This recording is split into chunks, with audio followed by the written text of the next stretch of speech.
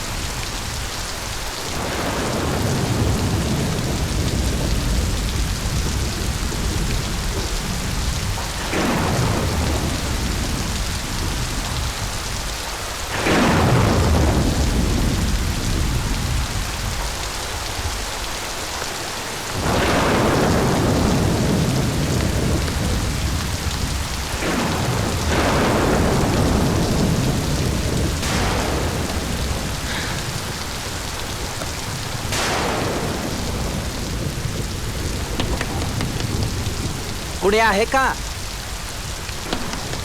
कुणी आहे का?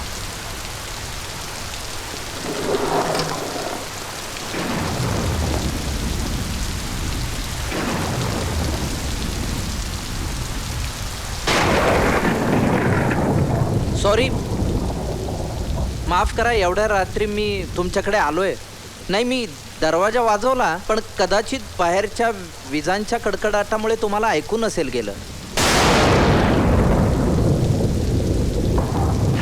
नाही, काय झालंय, माझी गाडी बंद पडली आहे आणि माझ्या मोबाईलला सिग्नल नाही आहे. मी तुमच्याकडनं फोन करू शकतो का? नाही, ज्यांच्याकडे मला पोहोचायचं आहे त्यांना मला कळवता येईल ना, आणि म्हणजे ते काहीतरी माझ्यासाठी करू शकतील.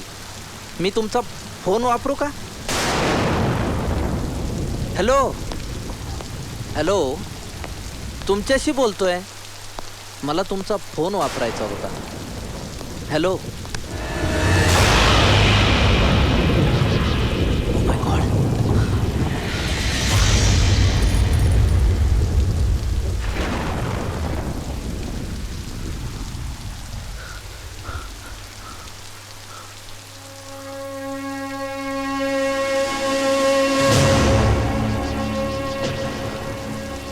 मी वैदेही सरपोतदार.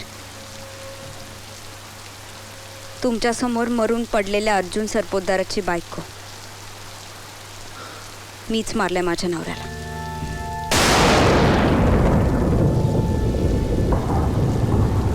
तुम्हाला फोन करायचा होता ना? हो पण आणि सोबत पोलिसांनाही फोन करा प्लीज. पण तुम्ही खून करून इतक्या शांतपणे तुरुंगात जाण्याची भीती नाही वाटत तुम्हाला? मी या माणसासोबत जो तुरुंगवास भोगलाय त्यापेक्षा कोणताही तुरुंगवास कठोर असू शकतो असं मला वाटत नाही. मिस्टर सौमित्र जाधव. फोन करताय ना?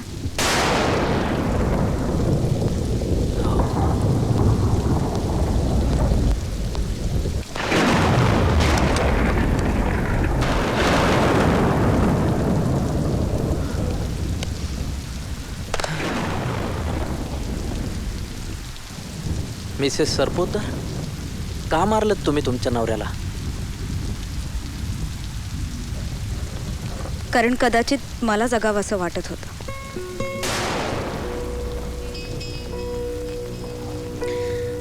माणसाला जगण्यासाठी फार गोष्टी लागत नाहीत. सहानुभूतीचे 2 शब्द आणि प्रेमाचा एक स्पर्शही पुरेसा असतो.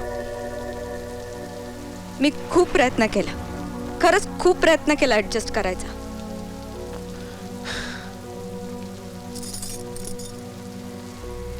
मी त्याला मुद्दाम नाही मारला. त्यानेच माझ्यावर गन रोखली होती.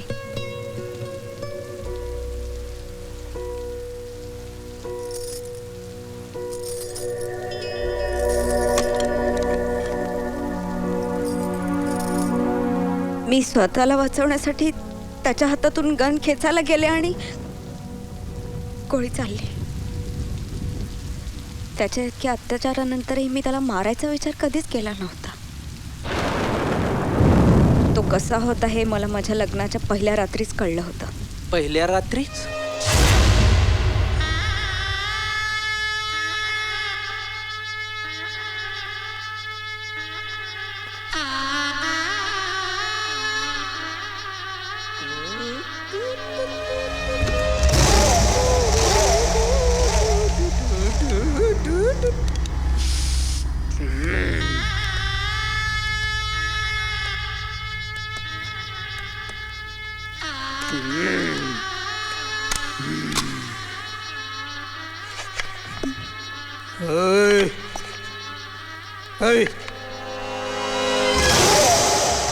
बायको, काय नाव तुझं? वैद. हा वैदेही. शिकार करायच्या आधी मी नेहमी नळी साफ करून घेतो, म्हणजे गोळी कशी बरोबर लागते.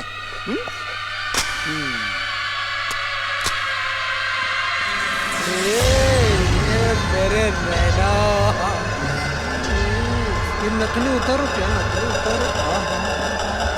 क्या उठा उठा उठा.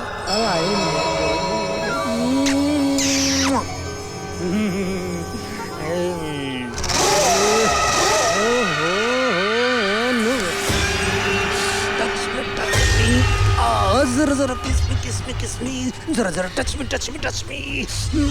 जरा जरा किस मी किस मी किस मी. जरा जरा touch me touch me touch me touch me. Response. हा पड खाली. ड ड पड पड.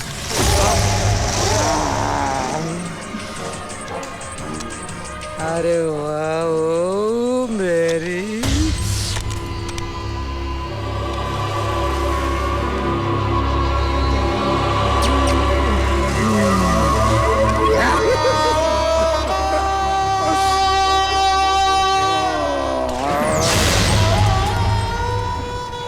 माझ्याशीच नाही, घरातल्या सगळ्यांशी तो असाच वागायचा. छोट्या बाबूलचा पण छळ करायचा. त्याला बंदूक चालवायला शिकवायचा. हा बाबूल कोण? अर्जुनचा सावत्र भाऊ, कौशल्याबाईंचा मुलगा. कौशल्याबाई म्हणजे खरं तर माझ्या सासूबाई. अर्जुनच्या वडिलांच्या म्हणजेच भाऊसाहेब सरपोतदारांच्या दुसऱ्या पत्नी. पहिल्या बायकोचा स्वर्गवास झाल्यानंतर त्यांनी कौशल्याबाईंशी लग्न केलं. कौशल्याबाई गावातल्या लोकांसाठी काम करतात. हे समाजकार्य करत असतानाच भाऊसाहेबांची आणि त्यांची भेट झाली. अर्जुन म्हणजे भाऊसाहेबांच्या पहिल्या बायकोपासून झालेला मुलगा. भाऊसाहेब खूप थोर विचारांचे होते. राजकारणात त्यांचं वजन होतं, गावात त्यांना मान होता. पण अर्जुनच्या अशा वागण्यामुळे ते हार्ट अटॅक येऊन गेले. ते असेपर्यंत कौशल्याबाईंना घरात खूप मान होता, पण आता त्यांनाही सोसावं लागतं. त्यात मुलगा असा मंदबुद्धी. या व्यतिरिक्त घरात कोण कोण असतं? एक नोकर असतो फक्त, नरसू. मला एक कमाल वाटते, तुम्ही गोळी चालवल्यानंतर कुणालाच आवाज गेला नाही त्याचा? माहीत नाही, कदाचित ढगांच्या गडगडाटात दबला गेला असेल. आणि तसंही या घराला बंदुकीच्या आवाजांची सवय होती. अर्जुनला नेमबाजीचा छंद होता. तुम्ही त्या सावत्र भावाबद्दल काय सांगत होता? म्हणजे तुमचा नवरा त्याला बंदूक चालवायला शिकवत होता? हो. हा पकड, चांगलं तर पकड, मार. अरे बावळ्या, धर ना, इथं इथं धरायचं असं. हा चल, उडव, इथं धर धर, उडव उडव, हा उडव. घाबरू नको, घाबरू नको. हे बघ, हे बघ, बंदूक मशीन. मारे ना, था बघ, धर, बंदूक शिकवतो ना तुला. धर धर धर धर, असं धर धर, पकड. अरे तुला काय मेंदू काढून ठेवला मग जन्म दिला का रे? कोणी दिला? तर पकड ते. चायला पकड. तुला मारायला शिकवतो, तू मारायला काय तो किती लहान आहे, त्याला काही कळत नाही. माहित नाही तुला, पण मोठ्यांना तरी काही अक्कल. जा बाळ, तू आज जा जा. अरे तुला पटत नाही तर तू कशाला मध्ये पडतेस का? आई आई म्हणू नकोस मला. अरे त्याला काय अक्कल आहे का? ते मूर्ख आहे, पण लहान भाऊ आहे माझा. मी त्याला शिकवणार बंदूक कशी चालवायची ते. माझी कर म्हणू नको व्हायला, नाहीतरी फुकटचं पोचतोय भडव्याला, डोक्याला ताप त्याच्या आईला. चांगलं सांगतोय की आपण त्याला वेड्याच्या हॉस्पिटलला टाकतो. तुला माहितीये मी त्याला वेड्याच्या हॉस्पिटलमध्ये पाठवणार नाहीये. मग काय तू जाणार आहेस का? Okay, I am sorry. म्हणजे मी खरंच त्याच्या भल्यासाठी सांगतोय, मनापासून भल्यासाठी सांगतोय. त्याच्या भल्या बुऱ्याची काळजी तुला करायची गरज नाहीये अर्जुन. मी आहे ना इथे जिवंत. मला काही कळत नाही. तुझा डोळा त्याच्या इस्टेटीवरती आहे. पण एक गोष्ट लक्षात ठेव अर्जुन, त्याच्या वाटणीचा हिस्सा मी तुला कदापि हडप करू देणार नाहीये. पण त्याला अक्कल आहे का? तो काय करणार आहे हिश्श्याचं? मला सांग, काय करणार आहे तो? त्याचं काय करायचं ना ते मी बघून घेईन. पण भाऊसाहेबांनी आमच्या मुलाच्या नावाने. आमचा मुलगा तिच्या आईला, आमचं बाप एक बेअक्कल होतं. कुठली तरी पडी कावला तिच्या आईला आणून टाकले आमच्या तोंड बापाच्या सांभाळून नावावर. बोल अर्जुन. काय तोंड सांभाळून बोल? काय करशील? काय करशील? बापाची गरज म्हणून त्यानं तुला ठेवून घेतली, तसं तर तुला अजून पण कोणी पण ठेवून घे. काय आवांटी लग्नाच्या बायको सारखा सती सावित्रीची आवला. तू मान्य का करत नाहीस की भाऊसाहेबांचं आणि माझं लग्न झालेलं आहे? लग्न काय पुरावा आहे? म्हणजे कागदोपत्री काय पुरावा आहे का? उगाच आपलं देवाला 4 फेऱ्या मारल्या की झालं काय लग्न? रांड आहेस तू, रांड. तोंड सांभाळून बोल. गोळी घालायला सुद्धा पुढे मागे बघणार नाही मी. चुकलं माझं. तुमचं लग्न झालंय, सती सावित्रीची आवलत आहेस तू. खरंच सती सावित्रीची आवलत आहेस. गोळ्या नाहीये त्याच्यात. आई रांडेला आई म्हणायची.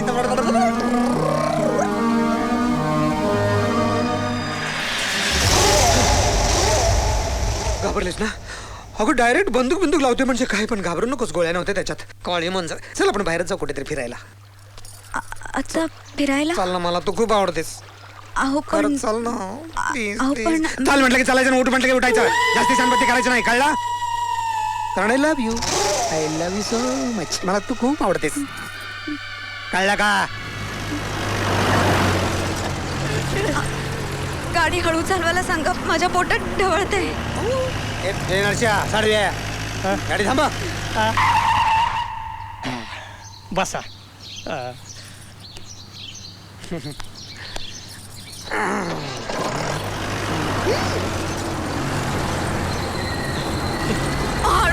हळू चालवा ना प्लीज. एकदम स्लो. येस.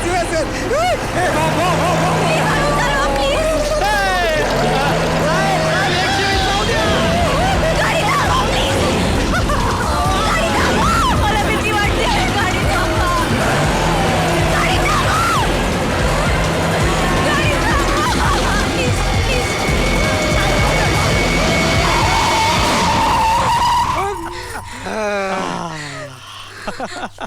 कसं काय वाटलं?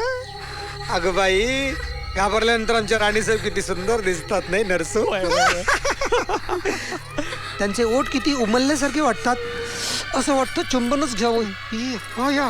नरसू आहो. नरसू बघू नको, डोळ्यात हे काय गच भेटते साहेब. तो बघतोय आहो. अरे अरे फटीत न बघायची सवय बंद करते. डायरेक्ट बघता येत नाही का? अहो, सोडा.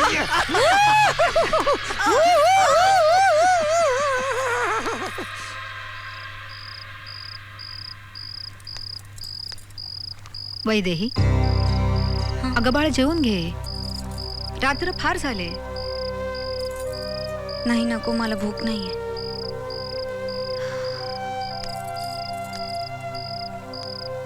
हे बघ, तो एवढा लवकर नाही यायचा.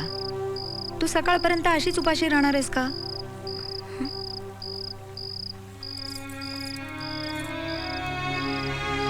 मला खरंच भूक नाहीये. मला एक सांगा, ते नेहमी असेच का वागतात? रात्री उशिरापर्यंत घरी येतच नाहीत का? अर्जुन असाच आहे. लहानपणीच आई वारली त्याची. नोकर माणसांनीच मोठा केला त्याला. आता नोकर माणसं किती शिस्त लावू शकणार होती त्याला? शिवाय भाऊसाहेब सरपोतदार सतत आपल्या राजकारणाच्या कामातच व्यग्र असायचे. ते तरी किती लक्ष देऊ शकणार होते? एकुलता एक म्हणून सगळे लाड पुरवायचे ते त्याचे. अति लाडाचा शेवटी व्हायचा तोच परिणाम झाला. पोरगा वाया गेला.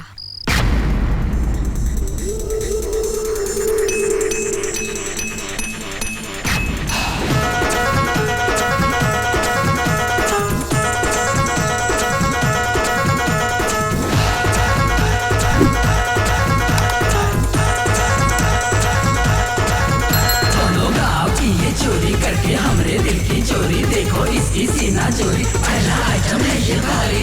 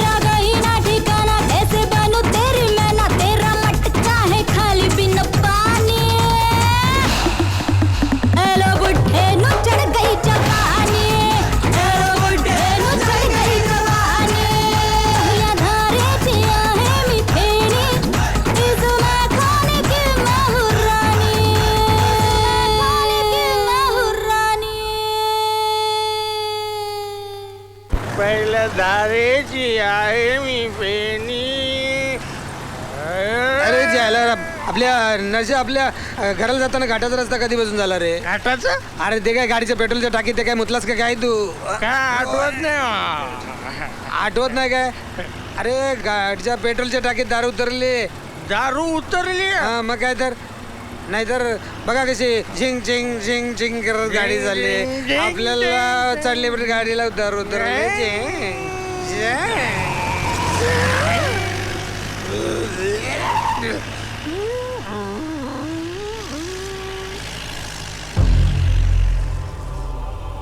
वाटलं होतं तुम्ही याल, वाटलं होतं तुम्ही याल, वाटलं होतं तुम्ही याल, वाटलं होतं तुम्ही याल, वाटलं होतं तुम्ही. हाय राणी साहेब अजून जाग्याच. मला नका म्हणू राणीसाहेब. रात्र कुठल्या दुसऱ्या बाईबरोबर घालवता आणि मला राणीसाहेब म्हणता. अरे राजे महाराजांचं असंच असतं. राण्या पट्ट राण्या आवडती आवडती. मग काय विदेशी स्कॉच चाकून बघ ना किती छान आहे, मस्त नशा. मला त्रास होतोय. कोण त्रास देते तुला? हा? कोण त्रास देते? माय म्हातारे तिच्या आईला नरशा मारून टाकेन. एक दिवस तरी घरी लवकर या ना, न दारू पिता. हवं तर इथे येऊन प्या. ओके उद्यापासून घरी येऊन दारू पितो. चला आता झोप आता. हे पण मग नाचणीचं काय करायचं? तिला पण आणू घरी? का तू नाचून दाखवतेस? हे वैदी 2 in 1 आयडिया चांगली. मी वाजवतो तू नाच. चल टांग टांग टांग टांग टांग टांग टाटा टांग टाटा टांग टाटा टांग टाटा टांग. नाच रे. तिटिंग तिटिंग तिटिंग तिटिंग तिटिंग तिटिंग. नाचना. घरच्या बायकांना नाचता आला असतं तर बिचारी पुरुष कशाला गेले असते शेण खायला बाहेर? कर्तृत्ववान पुरुषाचं घर आहे. घराचं पावित्र्य मंगल जपून ठेव. मला शिकवते.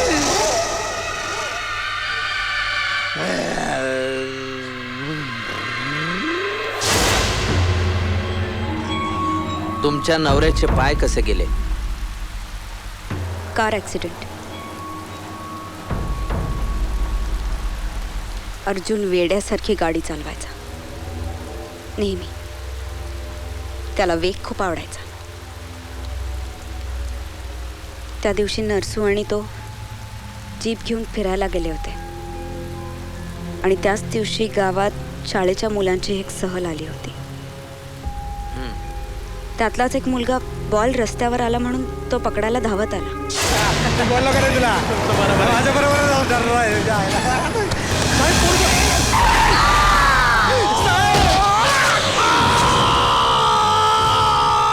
आपले पाय गेल्याचं अर्जुनला सहन झालं नाही. कोर्टात नरसूची साक्ष घेतली गेली. तो साफ खोटं बोलला. वेग जास्त नव्हता साहेब. 40 पण टच केला नसेल. हा आमचे साहेब फास्ट गाडी चालवितच नाहीत.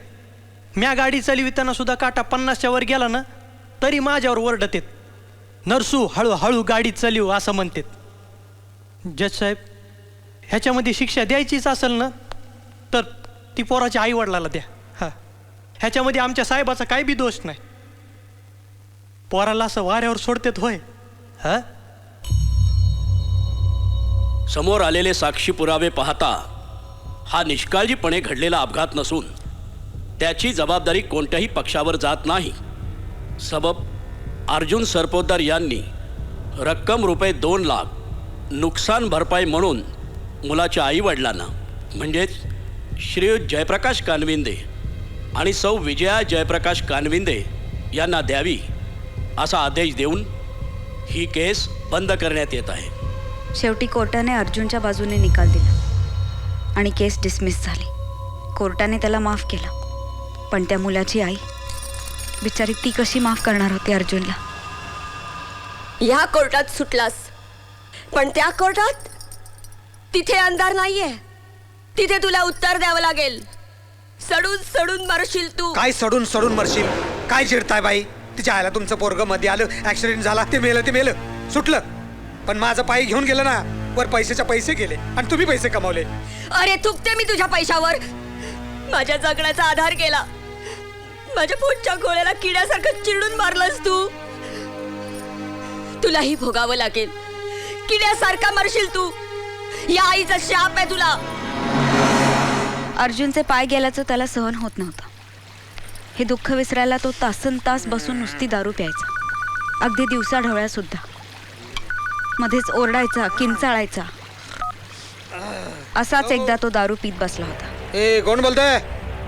जेपी, कोण जेपी? ज्या मुलाला तू मारलास त्याचा बाप. माझी बायको नुसता शाप देऊन गेली तुला, पण मी तुझा जीव घेणार आहे. ए घाबरे कोण? धमकी दिलीस? धमकी देतो का रे बढिया? हो कोणाची बोलतोय? अर्जुन सरपोतदार नाव आहे माझं. तुझ्या खानदाराची हिस्ट्री काढून ठेवली, वाट लावून टाकेन तुझे. ए मारे दात वाढेल, लात घालेल. लक्षात ठेव, मी तुझा काळ बनून येणार आहे. लांगड्या! साहेब साहेब साहेब काय झालं साहेब? उठा साहेब, उठा उठा. कसा आलास तू? मी धावत आलो साहेब. धावत आलास तू? हा. धावत आलास तू? मला इथे चालता येत नाही. माझ्यासमोर मला चिडवायला धावतोयस. धावत आलास. मला माझ्या समोर कोणी चालायचं नाही, धावायचं नाही. अर्जुनचा स्वभाव मुळातच विकृत होता. ॲक्सिडेंट नंतर तर त्याचं वागणं आणखीनच विचित्र झालं होतं. सारखं नशेत असायचा. दारूच्या नशेत कधी काय करेल याचा नेमच उरला नव्हता. घराचं अक्षरशः स्मशान झालं होतं आणि आम्ही सगळे जिवंत प्रेतांसारखे जगत होतो. या जेपीचे फोन आले नाहीत नंतर कधी? आले होते 2-4दा. आणि प्रत्येक वेळेला जेपीने अर्जुनला जीवे मारण्याची धमकी दिली. मग अर्जुनने कधी पोलीस कंप्लेंट नाही केली? नाही. उलट अर्जुनची अशी इच्छा होती की जेपीने त्याच्या समोर यावं, कारण अर्जुनला त्याला ठार मारायचं होतं. फोन वरून काय धमकी देतोस बढिया? हिम्मत असेल तर समोर ये. तुला पण पाठवतो वरती तुझ्या पोराची सोबत करायला. येईन, समोर येईन. तुझी वेळ भरली की तुझा काळ बनून येईन. लांगड्या बोलतो रे पोरगा. एक पोरगा मेला तर दुसरा जन्माला घालता येईल, पण हे पाय गेलं तर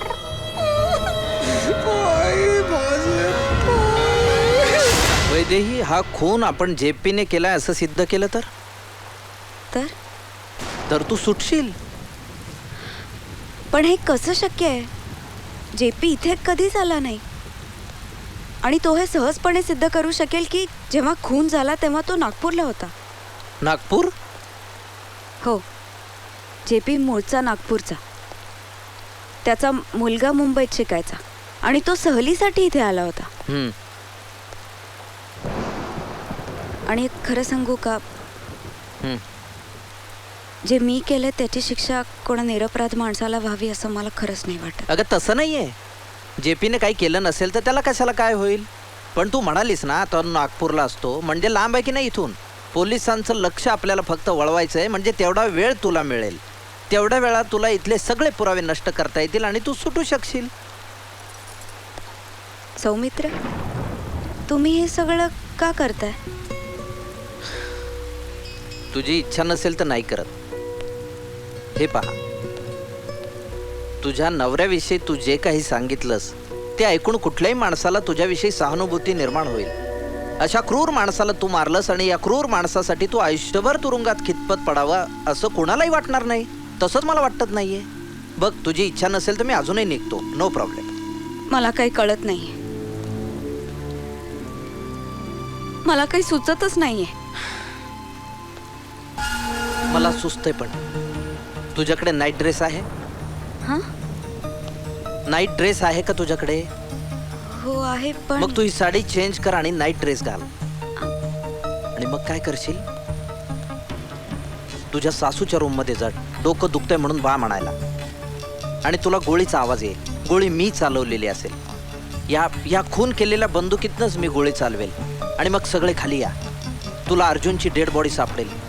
मग काय करायचं हे पुढचं तुला माहिती आहे. तोपर्यंत मी इकडनं निघून गेलेला असेल. म्हणजे काय होईल? पुरेसा वेळ मिळेल आणि हे सगळं करायला तुझ्याकडे 15 मिनिटं आहेत. जा साडी चेंज कर आणि नाईट ड्रेस घाल. जा हो. प्लीज जा.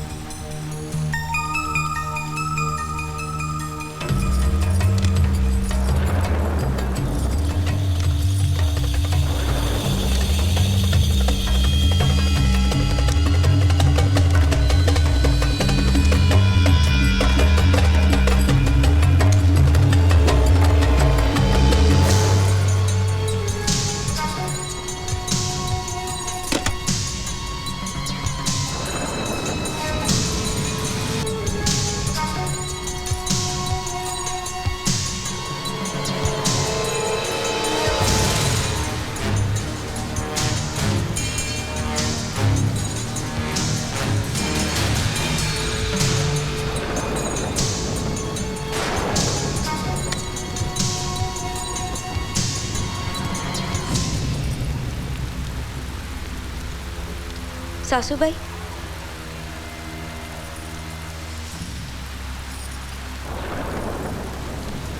सासूबाई,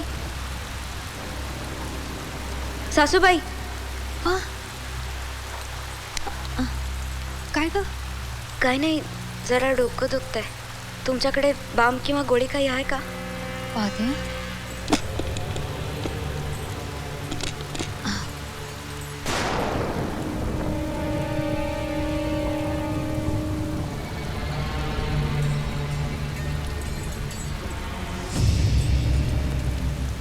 डोकं फार ठणकतंय का? हो.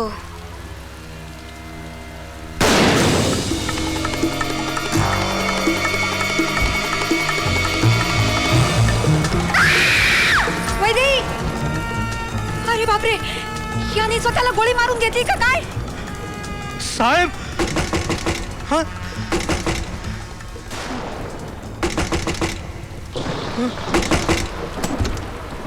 इथं काही गडबड झाली आहे का? कोण आपण? मी सौमित्र जाधव. मी इकडनं चाललो होतो, चिखलात माझी गाडी बंद पडली आहे. मी फोन करण्यासाठी या बंगल्यात येत होतो. कुणीतरी आतनं बाहेर पडलं आणि मला धडकलं. त्याच्या हातात नाही बंदूक खाली पडली, म्हणून मी विचारायला आलो.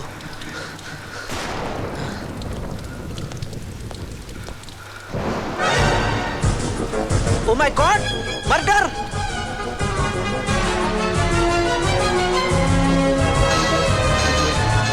कोण होता तो माणूस? कसा दिसत होता? हो, कोण होता तो माणूस? कसा दिसत होता? अहो, बाहेर किती काळोख आहे. या भागात लाईट पण नाहीयेत. मला काही दिसलंच नाही तर मी सांगणार कसा? म्हणजे साहेबांनी स्वतःला गोळ्या नाही घालून घेतल्या, त्याचा खून झालाय, खून. तुम्ही एक काम करता प्लीज? पोलिसांना कळवाल ताबडतोब. ही खूप गंभीर घटना आहे. हो.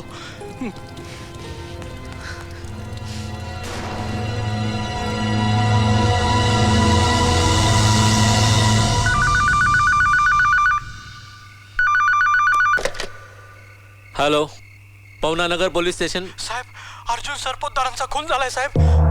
काय खून? त्यांच्याच बंगल्यात साहेब. आलोच.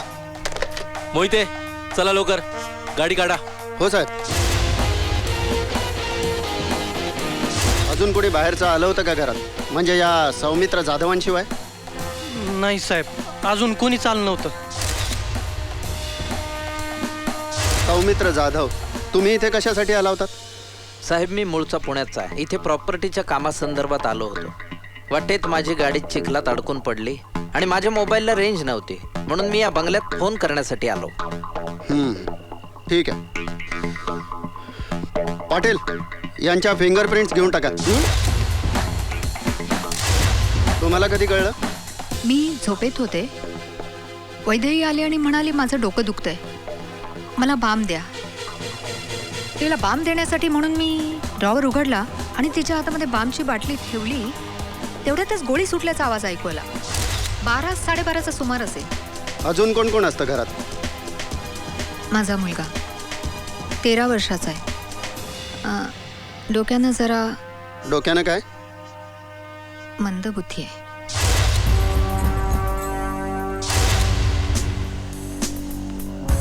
JP नावाच्या माणसाचे अर्जुनला सारखे धमकीचे फोन यायचे. हा JP धमक्या का देत होता? अर्जुनच्या गाडीखाली सापडून JPचा मुलगा गेला तेव्हापासून त्याचे फोन यायचे.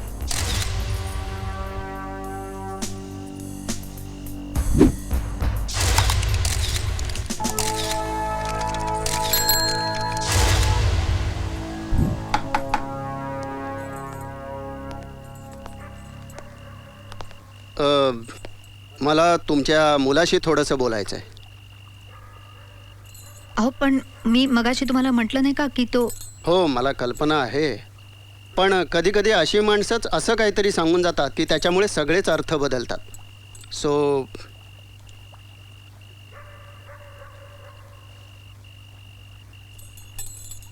बाबुल, ए बाबुल, बाळा बघ कोणाला आहे. इन्स्पेक्टर साहेब आलेत बघ. कोण कोण आहे कोण आहे? इन्स्पेक्टर साहेब आलेत, त्यांना तुला काही विचारायचं.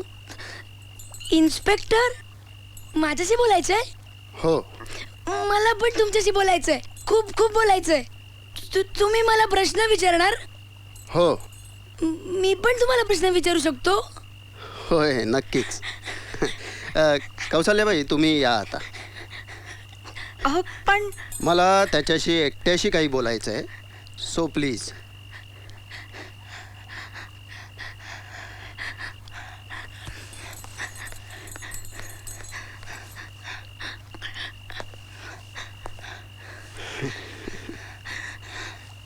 तुझ्या सावत्र भावाचा खून झालाय.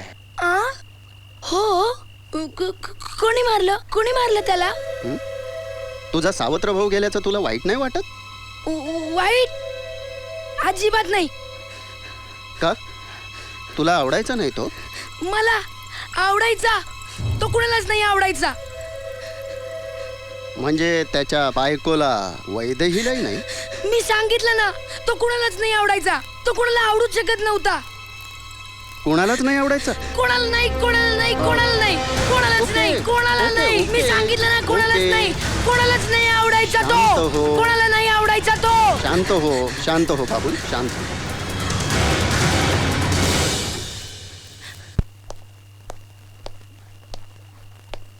नमस्कार डॉक्टर साहेब. तुम्हालाही कळलं वाटतं.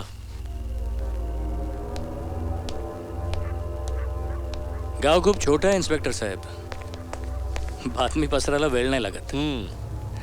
त्याशिवाय या घराचे आणि माझे संबंध. हो मला माहिती आहे तुमचे या घराशी फार जवळचे संबंध आहेत.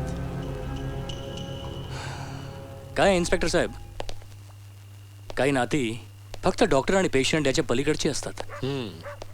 त्याशिवाय या घराशी माझा भाऊसाहेब सरपोतदार असल्यापासूनचा संबंध आहे.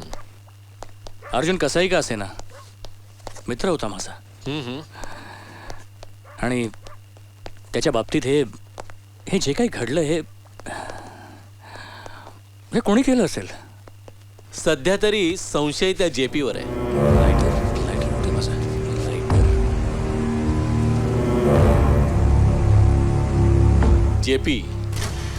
JP म्हणजे त्याच्या मुलाचा मृत्यू अर्जुनच्या गाडीखाली येऊन झाला होता. केवळ एक अपघात. केवळ एका अपघातामुळे एखादा माणूस या थराला जाऊ शकेल? काही सांगता येत नाही. पण सौमित्रने एका माणसाला इथून पळून जाताना पाहिलंय. सौमित्र? मी सौमित्र. काय झालं, माझी गाडी चिखलामध्ये रोतून पडली. मी फोन करण्यासाठी आत येत होतो आणि तेव्हाच. ओ आय सी. उमेश काका, उमेश काका, उमेश काका, उमेश काका, तू म्हणाला होता ना अर्जुन दादाला की कोणी ना कोणीतरी तुला एक दिवस गोळी घालेल आणि कुणीच नाही घातली तर मी तुला गोळी घालेल. हो ना, म्हणाला होता ना तू, म्हणाला होता ना ना ना. हो, वागायचाच तसा तू. विचित्र होता अर्जुन. दारू प्याल्यानंतर तर नेहमीच त्याच्यातला राक्षस जागा व्हायचा. त्याचं हे रूप कळायच्या आधीच आम्ही दोघं मित्र झालो होतो. खूप समजवण्याचा प्रयत्न केला मी त्याला, पण नाही. असंच एकदा आमचं भांडण झालं आणि रागाच्या भरात मी त्याला बोलून गेलो, तू सुधारला नाहीस तर. मी तुमचं म्हणणं समजू शकतो. एनिवे, आमचं इथलं काम संपलेलं आहे. पण तुमच्यापैकी कोणाची गरज लागली तर आम्ही पोलीस स्टेशनला बोलू. आणि तसंच काही अर्जंट असेल तर मी स्वतःहून चक्कर मारीन. पण तुम्हाला कोणालाही हे गाव सोडून बाहेर जाता येणार नाही. आणि पोलिसांच्या परवानगीशिवाय तर नाहीच नाही. इन्स्पेक्टर साहेब, मी तर जाऊ शकतो ना? नाही, तुम्हाला या गावातच थांबावं लागेल. अरे माझा काय संबंध? मी तुम्ही म्हणाल तसं कॉपरेट केलंय. माझ्या फिंगरप्रिंट्स आहेत तुमच्याकडे, स्टेटमेंट दिलंय. Mister Saumitra, this is a case of murder. इथे खून झालाय आणि तुम्ही एकट्यानेच त्या माणसाला पळून जाताना पाहिलंय. अहो बघितलंय म्हणजे बाहेर काळोख होता, तो मला धडकला आणि मी बघायच्या आधी तो पळाला पण, आणि मी बेसावत होतो इन्स्पेक्टर साहेब. ते काही असो, तुम्हाला पोलिसांच्या परवानगीशिवाय हे गाव सोडून जाता येणार नाही. इतकं कॉपरेट केलंय आणखीन काही दिवस. ओके, तुम्ही म्हणाल तसं.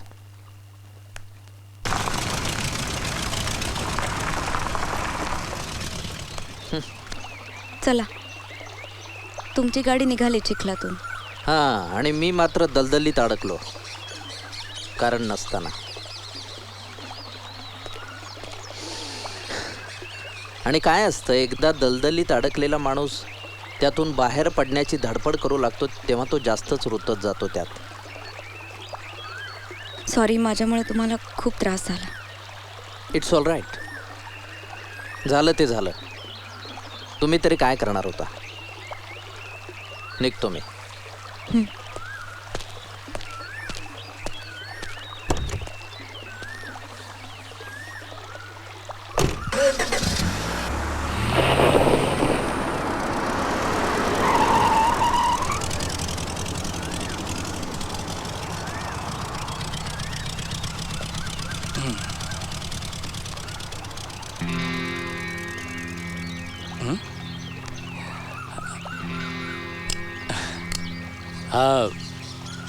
हा लायटर तुझ्याकडे कसा आला?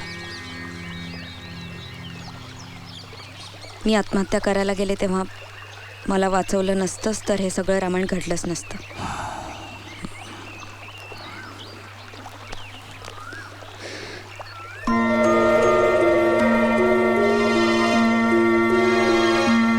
उमेश, प्लीज इथे नको.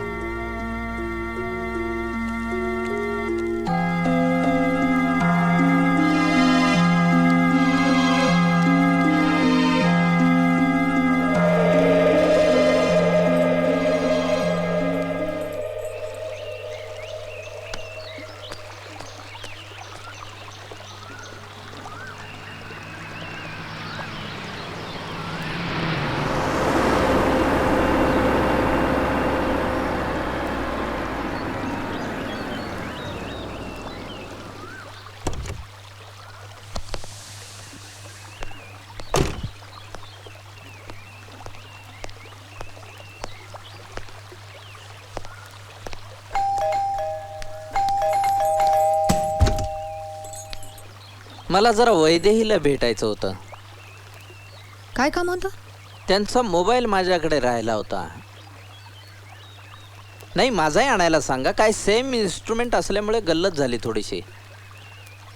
या, मी बघते. थँक्यू.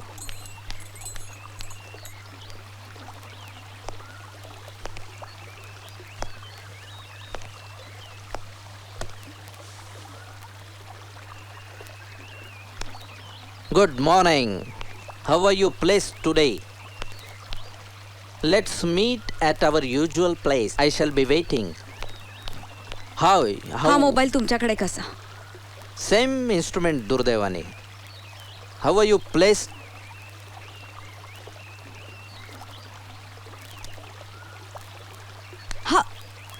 How dare you? का नाही? मी तुम्हाला एवढी मदत करतोय तरी सुद्धा तुम्ही माझ्यापासून काही लपवून ठेवू शकता, तर तुमचे मेसेजेस मी लपवून वाचू शकत नाही? वैदेही,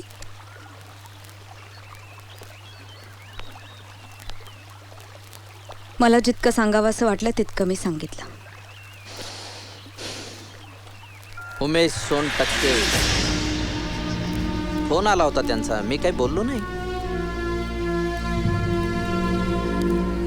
काय म्हणाला उमेश? वैदेही, इथल्या भिंतींना सुद्धा कान आहेत. आपण दुसरीकडे जाऊन, इफ यू डोंट माइंड.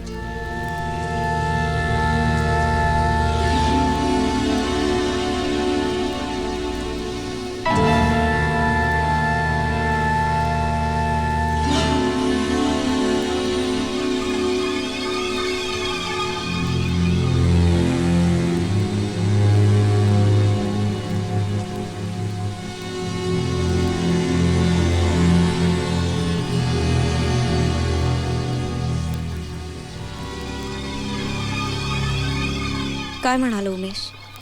नाही, त्याआधी मला तुला एक प्रश्न विचारायचा आहे हे वैदेही. बघा, माझ्या खाजगी आयुष्याबद्दल तुम्हाला विचारायचा काही अधिकार नाही. मला मान्य आहे तुम्ही तुमचा जीव धोक्यात घालून हे सगळं करताय, पण तुम्हाला वाटतंय तसं काहीही नाहीये. हो, मला वाटतंय तसं काही नाहीये, ते मला कळलंय. पण वैदेही, मला परत एकदा सांगू शकशील तू अर्जुनला गोळी कशी मारलीस ते? परत परत तेच तेच काय सांगायचंय? परत परत नाही, तू ते मला नीट कधीच सांगितलं नाहीस का? त्यात नीट सांगण्यासारखं काय आहे? नाही म्हणजे अर्जुन बद्दल तू इतर गोष्टी जशा मला सांगितल्यास तशी ही पण सांगायला पाहिजे. आणि ते तुझ्यासाठी, माझ्यासाठी आणि आणि आणि आपल्या सर्वांसाठीच खूप महत्वाचं आहे. प्लीज वैदेही.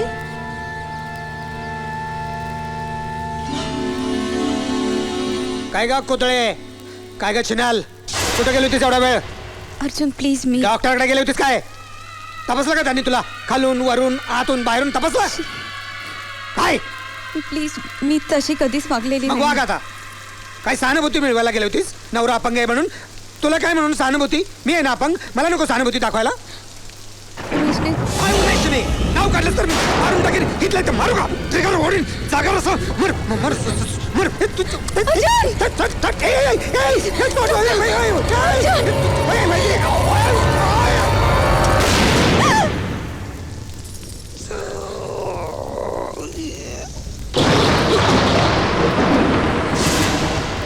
तू खोटं बोलतेस वैदेही.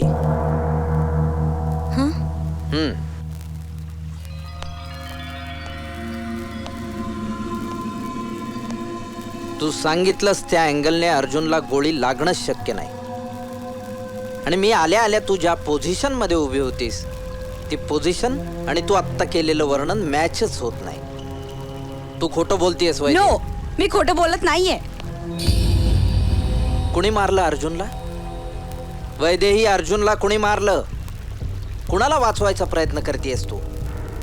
कशासाठी करतेस? कुणासाठी? मला फसवलंयस तू आणि आताही फसवतेस. जीव तोडून मी तुला वाचवायचा प्रयत्न करतोय आणि तू माझ्याशी खरं सुद्धा बोलू शकत नाहीस.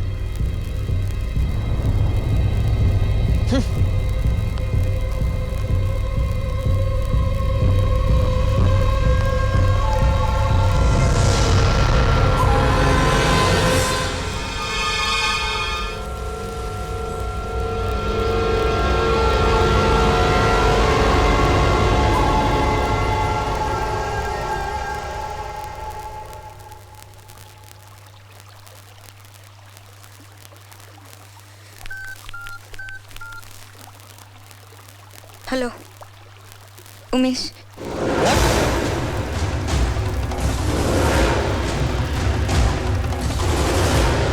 Oh shit.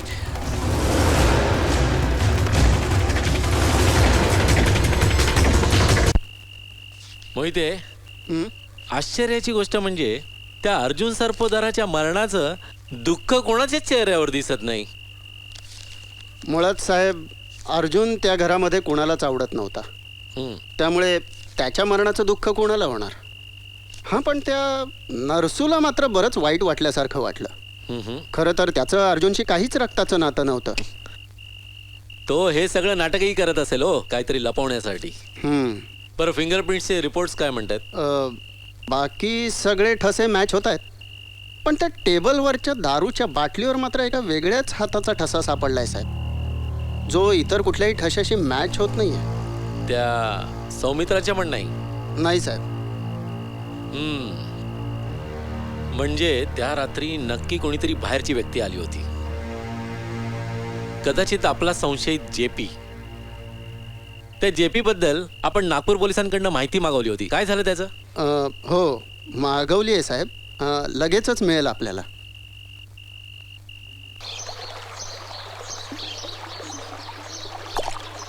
वैदेही. काय छान वातावरण आहे नाही साहेब? नदी किनारा, मोकळं आकाश, पक्ष्यांची चिवचिव. हा? तू इथे काय करतोयस नरसू?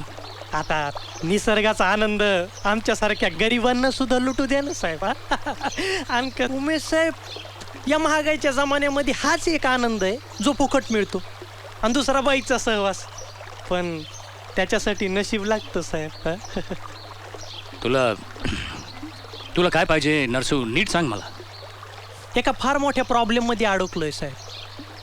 एकीकडे इमान आहे आणि दुसरीकडे वैदेहीबाईच्या बऱ्या वाईटाचा प्रश्न आहे. मी जर खरं बोललो ना साहेब तर वैदेहीबाईच्या चारित्र्याबद्दल. तुला काय म्हणायचंय नरसू? पोलीस आले होते. ते म्हणले की अनोळखी माणसाचे ठसे सापडले. सौमित्र साहेबांशी सुद्धा ते मॅच होत नाहीत. म्हणजे याचा अर्थ उमेश साहेब त्या रात्री अजून कोणीतरी आला होता. ते जाऊ द्या, म्या तुमच्याकडे एक सल्ला मागाय आलोय. कसं आहे ना उमेश साहेब की खोटं बोललो ना तर इमानाला जागलो नाही असं होईल बघा. कारण काही असलं तरी अर्जुन साहेब साहेब होते माझे. हां हो, त्यांनी लई चांगलं वागविलंय मला, लई सांभाळून ठेवलंय मला त्यांनी. आणि खरं बोललो तर त्यांच्या बायकोला म्हणजे वैदेही मॅडमला, तुम्हाला समन्यांनाच त्रास आहे बघा. काय खरं बोललास तर? तुम्हाला माहिती आहे साहेब, एक खोटं बोलण्यासाठी की अर वैदेही मॅडम आल्या. आता बघा साहेब, हे बी खोटंच बोलावं लागणार. म्या नदीवर गेलोच नाही, म्या काही बघितलंच नाही. मग साहेब काय इमान महत्वाचं वाटतो का परी?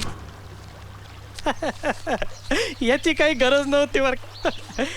येतो साहेब. हा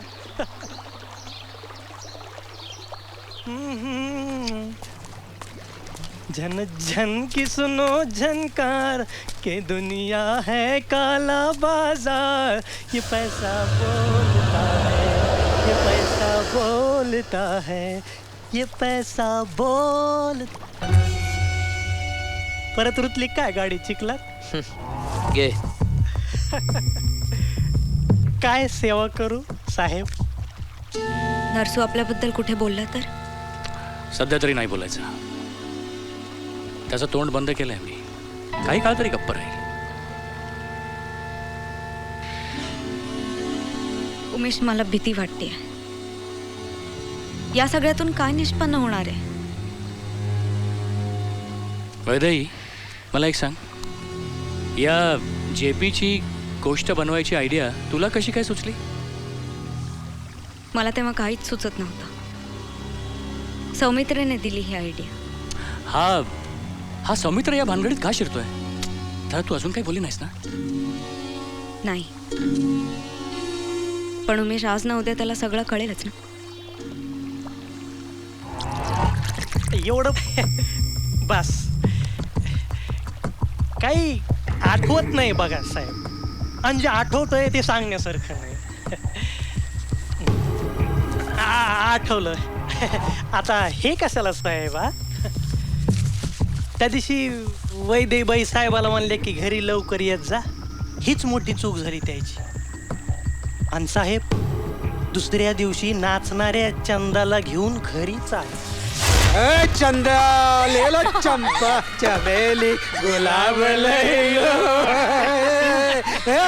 तू डायटेस. हे बघ यांचं नशीब आहे की नाही, हे असं वरती लिहितात. वरती म्हणजे काय, फर्स्ट फ्लोअरला नाही. हे बावळे भगवान लिहितो. आणि हिचा नशीब कोण लिहितं? हा, तुझं नशीब मी. अरे तू डायटेस का? पीस जाऊ नको ना जास्त. मी घरी घेऊन आलो ना तुला.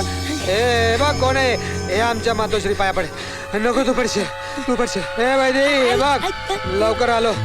कोणाला घेऊन आलो बघ? तू बोललीस ना लवकर या. तुला वेळ द्यायचा होता, हिला वेळ द्यायचा होता. म्हटलं दोघींना एकत्रच वेळ देऊ. ही चंदा 12 मध्ये असते. फार मोठी साहित्यिक आहे. हिचं सगळं साहित्य वाचलंय मी. हिची कविता मला खूप आवडते. तुझी कविता का? रजेवर गेली आहे. रजे मोठ्या साहित्यिकाचं असंच असतं, त्यांना स्वतःच्या कविता आठवत नाहीत. तुला ओळख करून देतो. हा माझा भाऊ, माझा लहान भाऊ. खूप आवडतो तो. हे तो वेडा आहे, जरा वेडा. आणि ही माझी बायको लग्नाची, आणि ही ठेवलेली. आमच्यात परंपरा तशी. आणि हे डॉक्टर. तुम्ही असं का बघताय डॉक्टर? हा असं का बघताय? ए अर्जुन, हे बघ, एक मित्र म्हणून तुला सांगतो, हे जे काही तुझी नाटकं चालली आता तू डॉक्टर की सोडून मास्तर की पण करायला लागला काय? चल ओ बाजूला, गेट आउट आउट. ए मला गेट आउट नको करू, चल तिला बाहेर सोडून ये. अरे का तिला घेऊन जायचंय का तुला? माझी बायको कमी पडते म्हणून तुला? तोंड सांभाळून बोल, तोंड सांभाळून बोल. हे बघ मी तुला नीट सांगतो, हे सगळं बंद कर, नाही तर कोणीतरी एकच गोळी घालेल तुला. अरे कोणीतरी कशाला तूच गोळी घालशील, कारण तुला माझी बायको आवडते रे. उमेश, हे बघ तीच वेळ आणलीस ना तर खरंच गोळी घालेन साला. आजच्या दिवस प्लीज मला माझ्या ठेवलेली बरोबर आणि ठेवलेली मध्ये मध्ये कुठे येते? आज आमच्या बेडरूम मध्ये वैदे please. Sorry you come after some time. ए अर्जुन, हे बघ तुला शेवटचं सांगतोय मी, ही सगळी नाटकं बंद कर आणि हिचा छळ करणं सोडून दे, नाहीतर साल्या खरंच गोळी घालेन तुला. बोलला साहेब, उमेश बोलला गोळ्या घालेल म्हणून. उमेश आणि वैदेहीमध्ये खरोखरच तसले संबंध आहेत? तसले म्हणजे कसले? तसले म्हणजे तसलेच. या विदेशी दारूचं वेगळंच असतं साहेब. बर्फ टाकल्याशिवाय मजाच नाही. बर्फ टाकल्यावर कशी भडाभडा बोलायला लागते.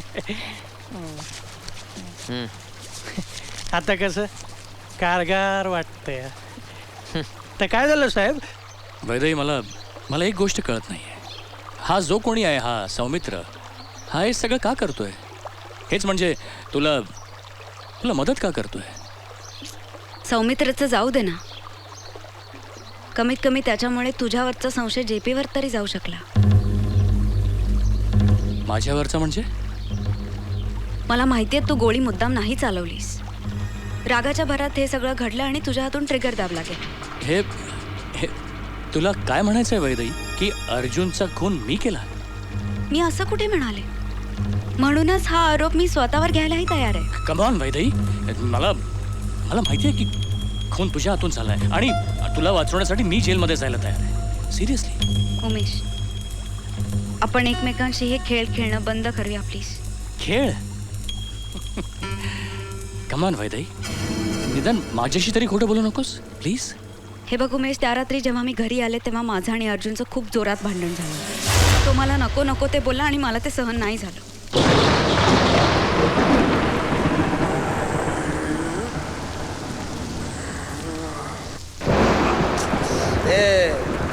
वैदे काय कुठे गेले होतीस? किती वेळ? अरे काय औषध नाही मला इथं, खायला काही नाही, सगळे कुठे पेग बी भरून कुठे नाही देत आहे. काय काय काय झालं? कुठे गेली होतीस तू? काय काय कोदळे, कुठे गेली होतीस? हां अर्जुन प्लीज, मी काय डॉक्टरकडे गेली होतीस ना? तपासलं का त्यांनी तुला? खालून वरून आतून बाहेरून तपासलं असेल ना? हां प्लीज, मी अशी कधीच वागलेली नाही. मग वाग आता जाऊन. कशाला गेली होती? सहानुभूती मिळवायला? मी अपंग झालो म्हणून? मग तुला काय म्हणून सहानुभूती? मी अपंग आहे ना, मला नको का सहानुभूती द्यायला त्यांनी? उमेशने तुम्हाला भेटायचा खूपदा प्रयत्न केला पण तुम्हीच त्याला भेटत नाही. अरे पण भेटून काय करू? बायको बरोबर झोप म्हणून सांगू का? तू कमी पडलास तर अजून दोन यार तिला बघून दे म्हणून सांगू? तू ये ना इकडे, ये ना. मला तर आवडते ना, मला माझ्यावर पण जरा प्रेम.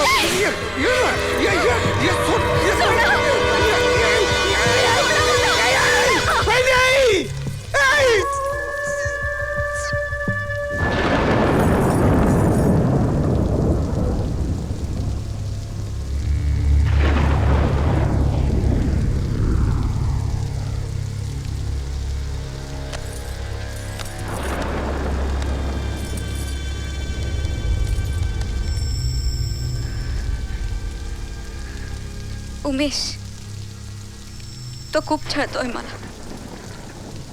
मला नाही सहन होत. ए हे बघ, तू काळजी करू नकोस, मी निघतोच आहे, मी येतोच तिकडे. या डिप्रेशनमध्ये एकतर मी माझा जीव देईन किंवा अर्जुनचा तरी जीव घेईन. ए वैदई, हे बघ तू असं काहीतरी वेळासारखं करू नकोस प्लीज. मी येतोय ना तिकडे, मी बघतो काय करायचं ते. कोणी जनावराशी सुद्धा असं वागत नाही. हे बघ बस, please don't behave like a stupid person. वेळासारखी वागू नकोस. आलोच मी.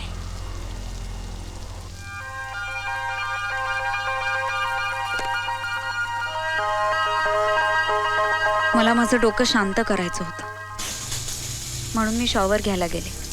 थोड्या वेळाने 2 लोकांच्या भांडणाचे आवाज ऐकले.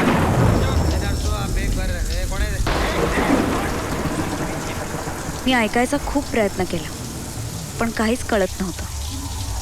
मला वाटलं तूच आलास आणि अर्जुनला समजवायचा प्रयत्न करतोस.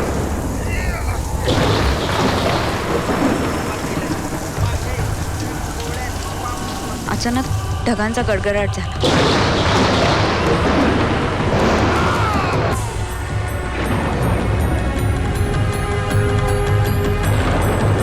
तू थांबला तेव्हा शांतता होती. दोन्ही आवाज बंद झाले होते, पण जोरात पाऊस सुरू होता. मी घाईघाईने तयार होऊन बाहेर आले.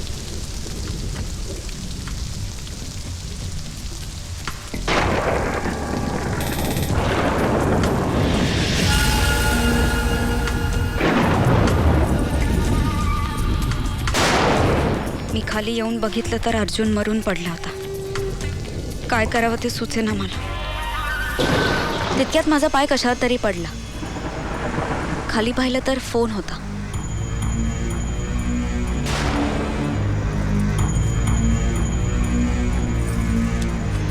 फोन उचलताना शेजारी पडलेल्या तुझ्या लायटरकडे माझं लक्ष गेलं.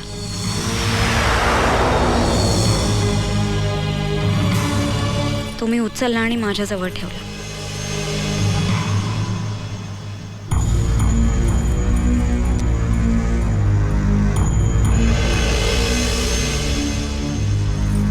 समोर गन सुद्धा तशीच पडली होती. तीही मी उचलली.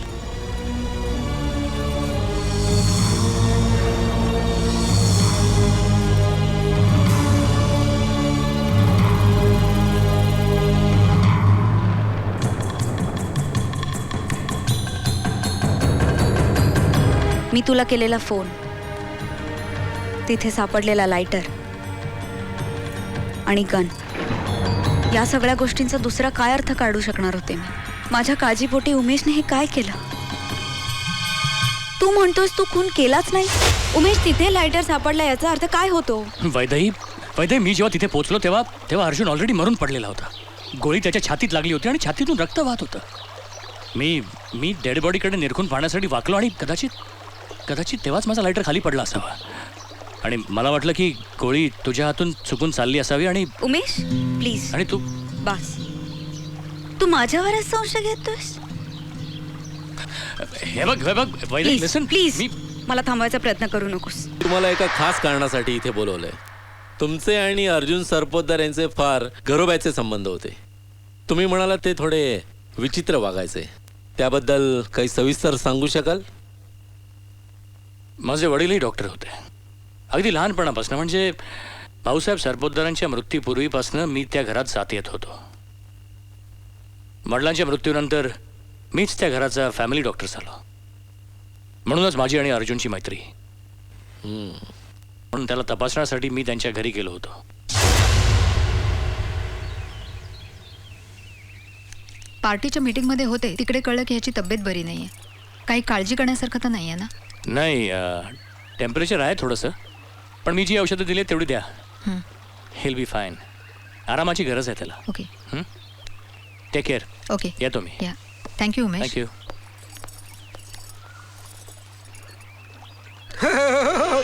हिम्मत आहे का? मार ना. अरे मेली असती ना ती. काही मरत नाही. अरे मी तिला छळतो ना, म्हणून म्हटली बाहेर जाऊन मरते, जीवच देते. म्हटलं कशाला, शेवटपर्यंत साथ देईल असं वचन दिलं मी तिच्या वडिलांना. मेलीच नाही. का वागतोस तू? पण हा डाव साधला. लय भारी हा तो डाव. उपकार केले तिच्यावर, लग्न करून वाचवलं त्याला मी. उपकार म्हणून लग्न केलंस ना? अरे मग तिच्या बापाचा राग त्या बिचारीवर कशासाठी काढतोयस? बिचारी, तुला काय वाटतं तिचा पुळका आला का? जळतो तू मला सुंदर तरुण बायको मिळाली म्हणून? हा, माणुसकीच्या नात्याने सांगितलं. अरे कुठल्याही माणसानं दुसऱ्या माणसाशी असं वागू नये. माणुसकीच्या बाता मला नको मारूस. चल निघ, तुझं तू बघ, मला शिकवते. जयचं डॉक्टर आजार नाही म्हटलं तर म्हणतो कुठं इंजेक्शन देऊ.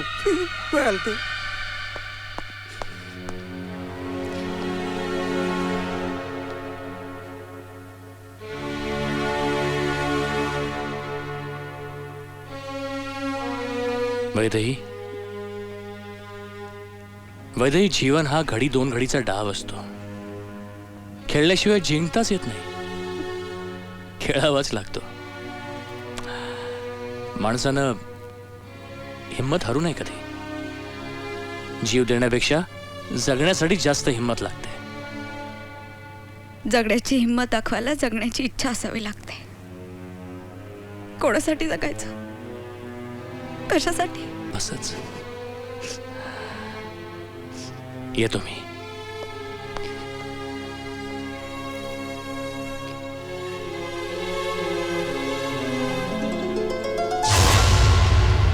तर तुम्हाला मिसेस वैद्य ही सरपोतदार बद्दल खूप सहानुभूती आहे.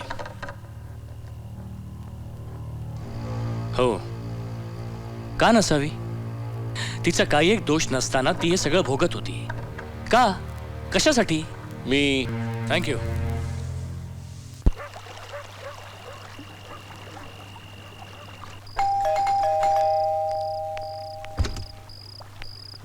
तुम्ही? मी आत येऊ?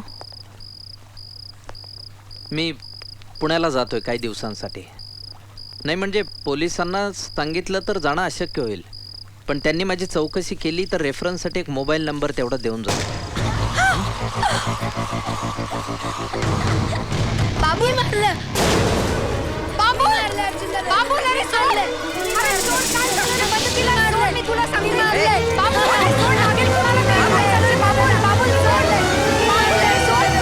मी मारलंय अर्जुन दादाला. मी मारलंय अर्जुन दादाला. सोड बंदूक. माझी बंदूक, माझी सोड. बंदूक. अरे अरे सोड. बाबुल बाबुल अरे सोड. सोड अरे, म्हणतोय ना. बाबुल बाबुल सोड ती बंदूक. आय माझी बंदूक.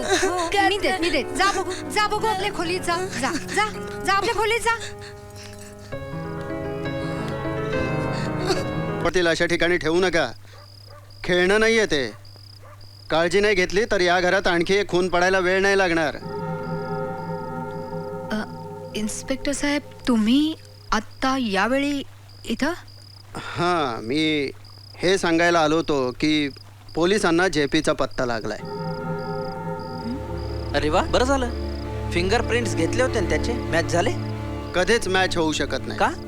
आणि आता त्याची गरजही नाही उरली. हां, कारण जेप मग ते धमक्यांचे फोन ते कोण करत होतं? तेही कळेल लवकरच.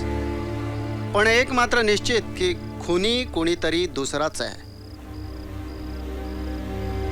कोणीतरी दुसरंच आलं होतं त्या दिवशी या घरामध्ये. कौशल्याबाई, कौशल्याबाई, त्या हाताचा ठसा एका मोठ्या हाताचा आहे. असे हात या भागातल्या आदिवासी लोकांचे असतात. आणि खून करताना ग्लाउज न वापरण्याचा निष्काळजीपणा एक आदिवासी सहज करू शकतो. तुम्हाला काय म्हणायचं इन्स्पेक्टर साहेब? तुम्ही अजूनही त्या आदिवासी भागामध्ये काम करता. तिथले आदिवासी तुमच्यासाठी जीव देऊही शकतात आणि गरज पडली तर जीव घेऊही शकतात. हे पहा, तुम्हाला जर का फार अडचण नसेल तर उद्या तुम्हाला चौकशीसाठी पोलीस स्टेशनला यावं लागेल. येतो मी.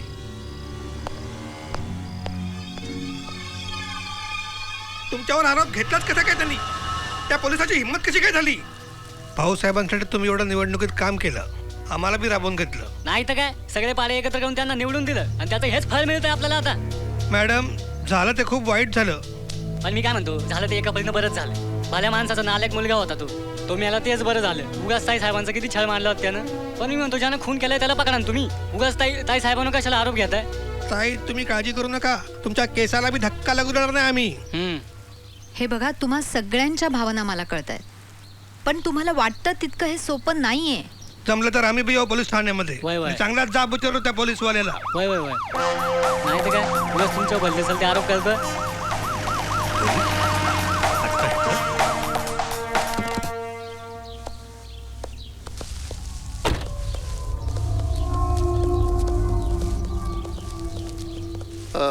माफ करा कौशल्याबाई, पण तुम्ही पोलीस स्टेशनला याच्या आतच म्हटलं तुमचा इथेच जबाब घेऊया. माझं दुसरं कामही होतं इथे. म्हटलं एकाच खेपेत दोन्ही कामं होऊन जातील. हो, पण इथे काय काम काढलं? नाही, थोडी विचारपूस करायची होती आणि काही लोकांचे ठसे घ्यायचे होते. काही लोकांचे कशाला? साऱ्या गावच्याच घ्या ना ठसे. नाही तर काय, 15 घरांचा तर पाड आहे. एकाचे कशाला? मग सगळ्यांचेच घ्या आता. ठीक आहे.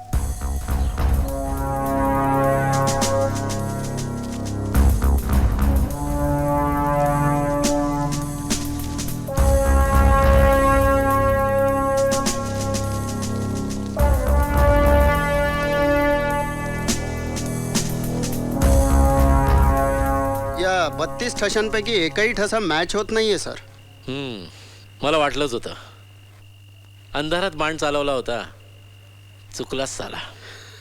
आपण उगाच कौशल्याबाईंना. नाही उगाच नाही मोहिते, त्यांना संशयाच्या सावलीतच राहू द्या. तुम्हीच तिच्या मुलाच्या विचित्र वागण्याबद्दल सांगितलं होतं ना. एक मतिमंद मुलगा इतक्या सहजपणे बंदूक हाताळू शकत असेल तर मग. तेही खरंच आहे साहेब. तो उघडपणे त्याला अर्जुन आवडत नसल्याचं बोलतो. अर्जुनचा दुस्वासही करतो. शिवाय साहेब त्याला बंदुकीचंही खूप आकर्षण आहे असं वाटतं. त्या कौशल्याबाई पण त्या वेड्या मुलाच्या हाती सहजासहजी बंदूक कशी काय लागू देऊ शकतात कोणाच ठाऊक. कदाचित त्याला हिंसक प्रवृत्तीचाच बनवायचा असेल. म्हणजे अर्जुनचा खून करायला त्याचा तिने हत्यार म्हणून वापर केला असं म्हणायचं तुम्हाला. नाही, नक्की नाही सांगता येणार, पण नाही, तुमचं म्हणणं खरं असेलही. कारण प्रॉपर्टीचा अर्धा हिस्सा बाबुलच्या नावावर आणि अर्धा अर्जुनच्या. अर्जुनने जिवंतपणी तरी त्याला हिस्सा दिला नसता.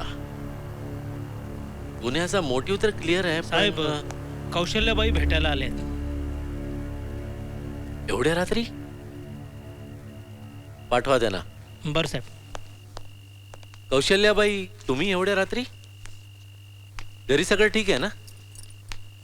तुमच्याशी थोडंसं बोलायचं होतं राणेसाहेब. बसा बसा बसा. बोला. राणेसाहेब, आज तुम्ही माझ्या लोकांवरती संशय घेतलात. उद्याला काय उद्याला कदाचित तुम्ही माझ्या बाबूलवरती संशय घेतलात तर. आम्ही बाबूलवर संशय घेऊ असं का वाटलं तुम्हाला. मला माहिती आहे इन्स्पेक्टर साहेब की मोहिते साहेब जेव्हा आले आमच्या घरी तेव्हा बाबूल जसं बोलला वागला त्याच्यावरून तुम्हाला त्याच्यावरती संशय येणं साहजिक आहे. मी नाकारत नाहीये. परंतु मी तुम्हाला खरंच सांगते की बाबूल तसा नाहीये. तो एक निष्पाप मुलगा आहे. हो, त्याला बंदुकीशी खेळायला शिकवणारा तो दुष्ट अर्जुनच आहे. अर्जुन इतका विकृत आणि दुष्ट मनोवृत्तीचा होता ना. त्याची कल्पना आहे आम्हाला. त्या दिवशीही तो बाबुलशी एक भयानक खेळ खेळत होता.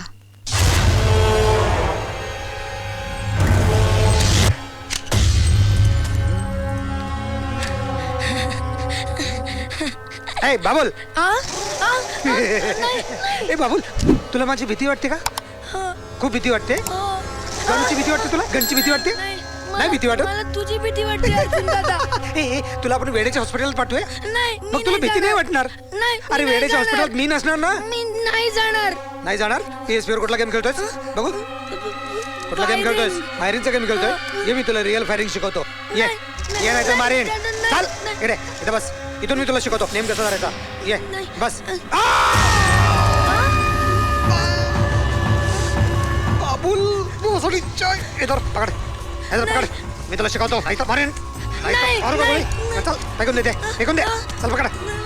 पकड. मार. चल मार. ओढ समोर येईल त्याला मारायचं. आता बघ त्या बॉलला मार. मार मार मार मार. माझी भीती वाटतो तुला. चल मलाच मारून नको. मार मार मला. मार मार नाही तर मारेन मी तुला. चल मार.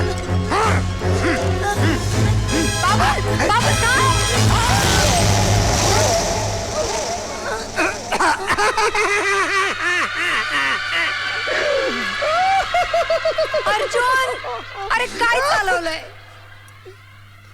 तुमच्या दोघांचं काय चाललंय माय लेखांचं. मला काय माहित नाही काय. हा वेळ लागलं काय मला मी त्याच्याकडे भरलेली बंदूक द्यायला.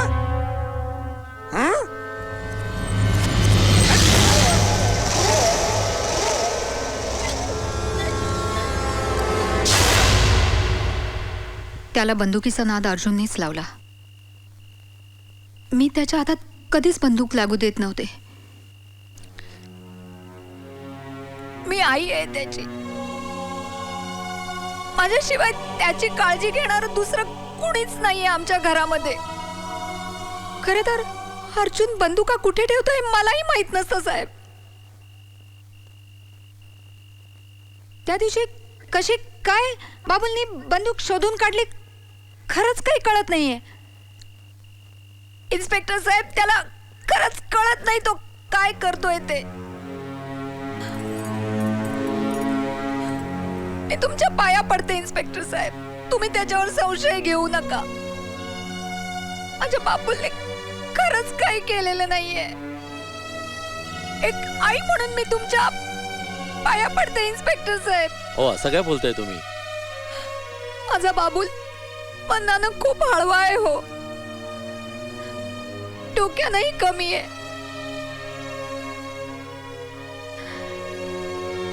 प्लीज इन्स्पेक्टर साहेब, तुमच्या या चौकशा विचारपूस त्याला काही काही कळणार नाही, त्याला ते सहनही होणार नाही इन्स्पेक्टर साहेब. खचून जाईल होतो, खचून जाईल. हे बघा कौशल्याबाई, मला तुमच्या भावना समजतात. तुम्ही काही काळजी करू नका, आपण बघू काय करायचं ते. तुम्ही निघा आता.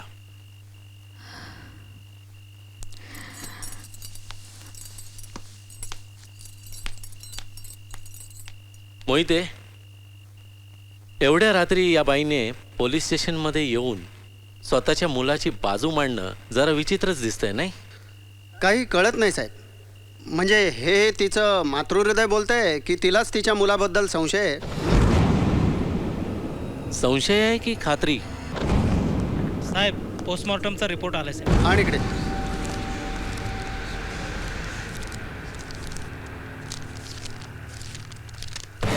साहेबा, पोस्टमॉर्टमचा रिपोर्ट. आणखीन एक फिंगरप्रिंट रिपोर्ट. हा कुठला आहे?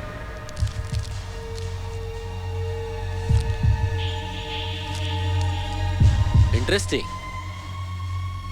हा रिपोर्ट काहीतरी वेगळी स्टोरी सांगतोय. Very interesting.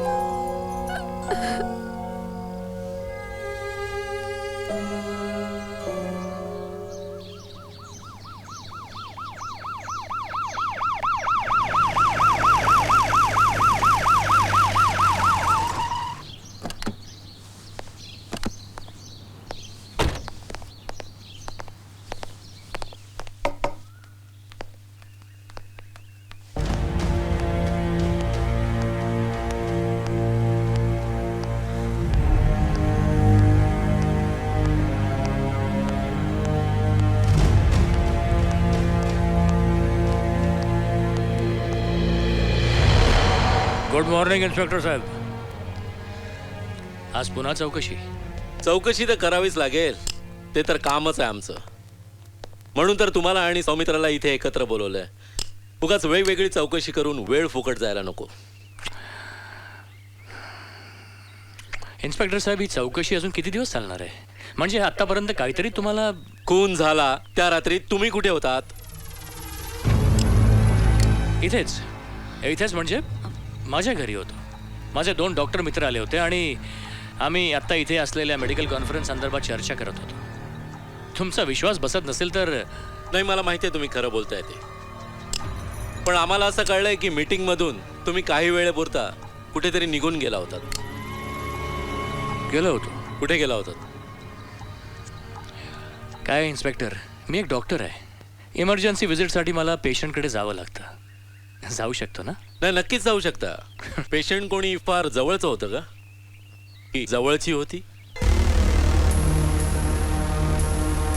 अशी कोणी पेशंट जिचा इलाज तुमची डॉक्टरी नाही तर तुमचं देखणं रूप, तुमचा सहवास किंवा तुमचा स्पर्श करू शकत होता?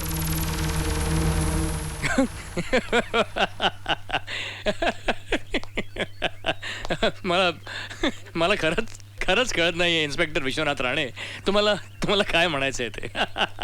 मिसेस वैद्य ही सरपोतदार सुंदर आहेत, देखणे आहेत, तरुणही आहेत. नवऱ्याचे पाय गेल्यापासून त्यांना ते सुख कधीच मिळालं नसेल ज्याची गरज या वयात एका स्त्रीला भासते. आणि कदाचित ते सुख तुमच्याकडून स्टॉप इट प्लीज. त्या रात्री तुम्ही मिसेस वैद्य ही सरपोतदार यांना भेटायला आला होता, डॉक्टर सोनटक्के. काही पुरावा आहे तुमच्याकडे?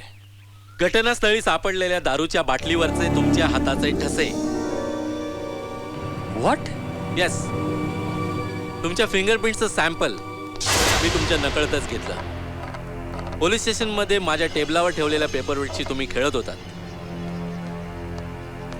तुम्ही गेल्यानंतर मी तो उचलला आणि त्याच दिवशी फॉरेन्सिक लॅबमध्ये पाठवला.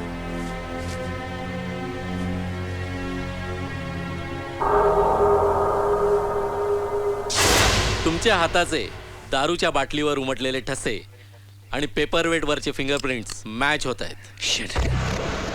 त्यामुळे आता तुम्हाला पोलिसांना खरं खरं सांगायला काहीही हरकत नाही. रादर तुमच्याकडे दुसरा काही पर्यायच नाहीये. तेव्हा बोला, गुन्हा कबूल करता? नाही. हो, म्हणजे मी कबूल करतो की मी इथे आलो होतो.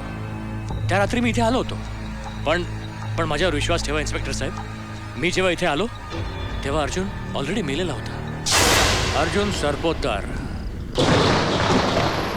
मी तुम्हाला 10 वेळा सांगितलं होतं तुम्ही तिला छळू नका. आता काय तुम्हाला वेगळं?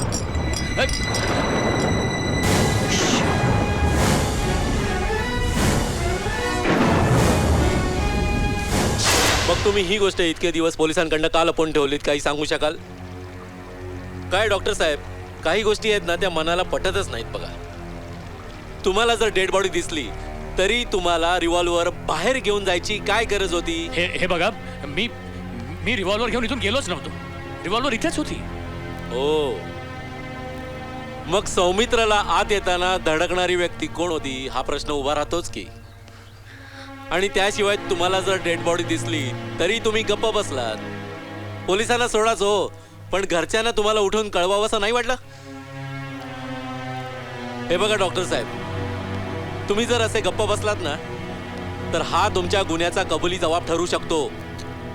आणि असेही या गुन्ह्याचे 2च आरोपी होऊ शकतात, एकतर तुम्ही किंवा वैद्यही, किंवा तुम्ही दोघेही. इन्स्पेक्टर साहेब, माझ्यासारख्या डॉक्टरवर तुम्ही कुठल्या आधारावर असे आरोप करू शकता? पुराव्याच्या. फॉर युअर काइंड इन्फॉर्मेशन, पोस्टमॉर्टमचा रिपोर्ट आलाय. कौशल्याबाई आणि वैद्यहीने गोळी सुटल्याचा आवाज ऐकला तो 12 ते 12:30च्या दरम्यान. म्हणजे खून हा 12-12:30च्या दरम्यान झाला असो.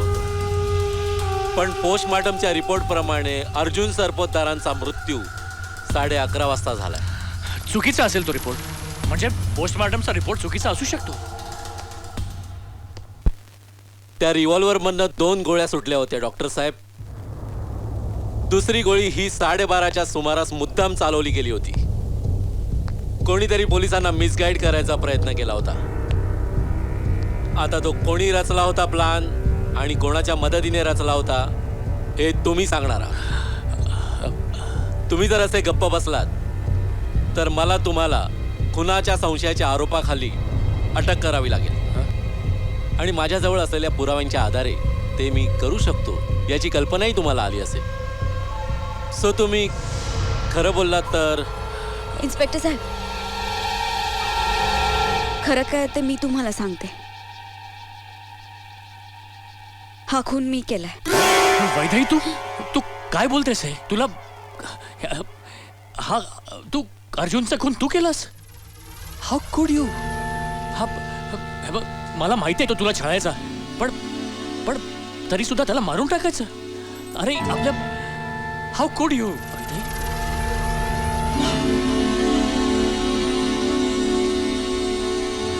त्या रात्री माझं आणि अर्जुनचं कडाक्याचं भांडण झालं होतं. मी अशी कधीच वागलेली नाहीये. वाग आता. कशाला गेली होतीस तिकडे? सहानुभूती मिळवायला? नवरा अपंग आहे म्हणून? पण तुला का म्हणून सहानुभूती? मी अपंग आहे ना, मला नको सहानुभूती घ्यायला. उमेश, तुम्हाला उमेश, मारून टाकेन बंदुकीनं गोळी घालेन डायरेक्ट घालू का घालू आवडलीस का गांधे लोडे लोडे पुढे येऊ नका पुढे येऊ नका गांधेकडा पुढे येऊ नका गांधेकडा त्या 2 टक्केच्या डॉक्टरशी माझी बरोबरी करतेस पुढे येऊ नका. तू रान रान गुड, चांगली स्टोरी आहे. मिसेस वैद्य ही सरपोतदार, तुम्ही खोटं बोलताय. नाही, मी खरं बोलते. माझ्यावर विश्वास ठेवा. मिसेस सरपोतदार, सौमित्राच्या म्हणण्यानुसार त्यांना आत येताना एका माणसाचा धक्का लागला. त्या माणसाचा जो खून करून इथून पळून जात होता. त्याची रिव्हॉल्वर पडली, ती सौमित्राने उचलली आणि ती ते घेऊन आत आले. पण तुमच्या म्हणण्याप्रमाणे सौमित्र जेव्हा आत आले तेव्हा ती रिव्हॉल्वर तुमच्या हातात होती. इन्स्पेक्टर साहेब, मला वाचवण्यासाठी त्यांनी असं स्टेटमेंट दिलं.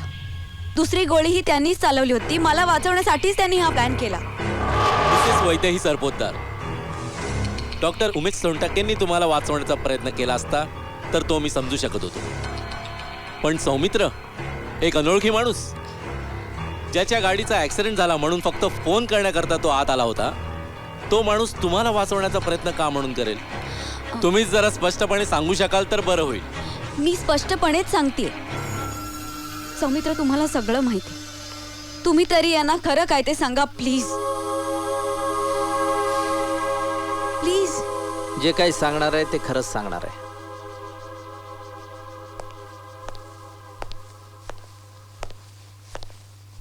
इन्स्पेक्टर साहेब, हा खून वैद्य हिने केलेला नाही.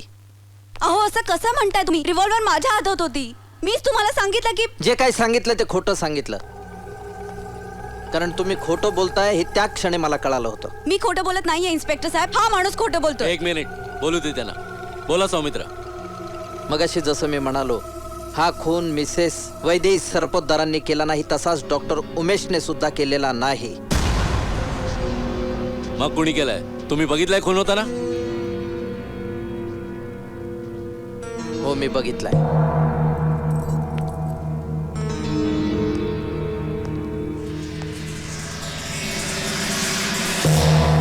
इन्स्पेक्टर साहेब, हा खून दुसऱ्या कोणीही केला नसून त्या जेपी नावाच्या माणसाने केलाय, ज्याच्या गाडीखाली अर्जुन. इम्पॉसिबल.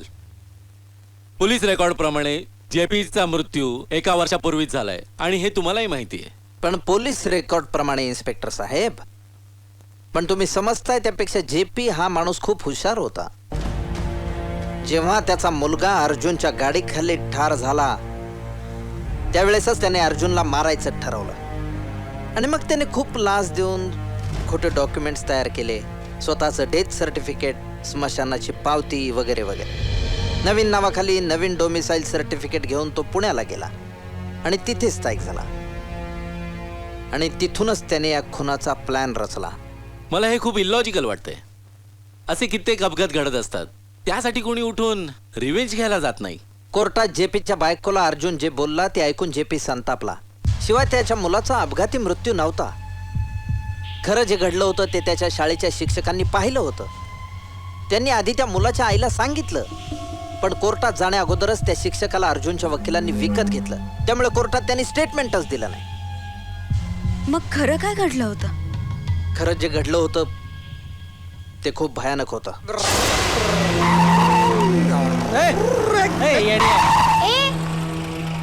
देख के चलाने को नहीं होता है क्या? देख के चलाना. लेसरच घेतो बघ. ए, काय बोलास तू? अहो, बघून गाडी चालवता येत नाही का? मेलो असतो ना तुमच्या अरे, गाडी. Okay, I am sorry. जा, बॉल घे. चला, याचा आता जरा पाठ करूया. काय करताय साहेब?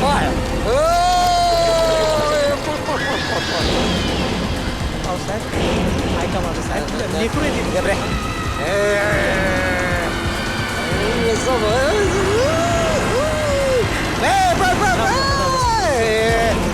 घोड्यासारखा पळतो बघा ना.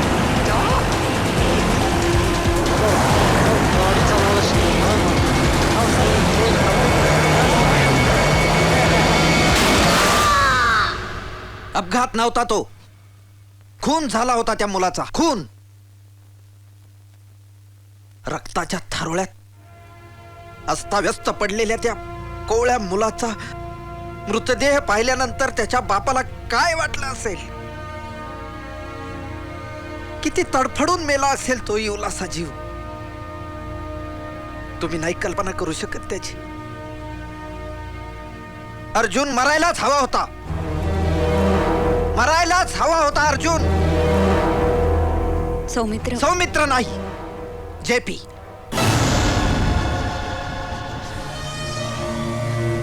जेपी उर्फ जयप्रकाश मीच खून केला अर्जुनचा. माझ्या कोवळ्या मुलाच्या खुनाचा बदला घेतला मी. प्लॅन करून त्या रात्री मीच आलो होतो इकडे. पूर्ण तयारीतच आलो होतो मी, मर्डर वेपन सोबत घेऊन. 2 वर्ष खर्च करून तयार केलेला प्लॅन होता माझा. पण माझ्या वेपनची मला गरजच पडली नाही. कारण दारूच्या नशेत जेव्हा अर्जुनने गन दाखवली तेव्हा मी त्याच्यावर झेप घेतली आणि त्याची गन माझ्या हातात आली. अर्जुन नरसू आप एक बार हे कोण आहे? कोण? मी जेपी. तुझा काळ बनून आलो. तुला मी म्हटलं होतं माझ्या धमक्या पोकळ नाहीये. सोड.